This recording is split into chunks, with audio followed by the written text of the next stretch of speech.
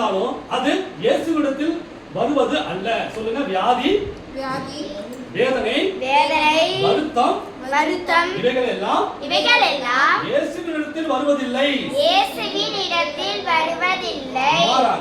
மாறாக அவைகள் எல்லாம் தீமைகள் எல்லாம் சாத்தானால் வருகிறது.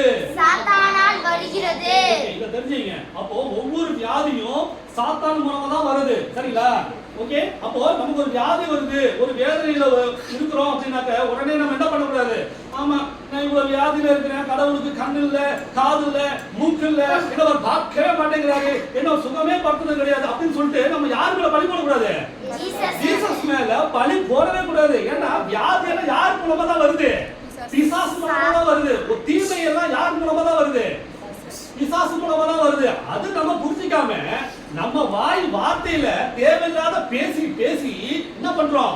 நமக்கு வர வேண்டிய ஆசீர்வாதங்களை நாமளே என்ன பண்றது இல்ல, கொண்டு வரது இல்ல. ஏன்னா நம்ம தப்பா பேசி நமக்கு வர வேண்டிய ஆசீர்வாதத்தை நாமளே தடுக்கிறோம். எப்படி? நமக்கு வர வேண்டிய ஆசீர்வாதத்தை தப்பா பேசி என்ன பண்ணிடுறோம்?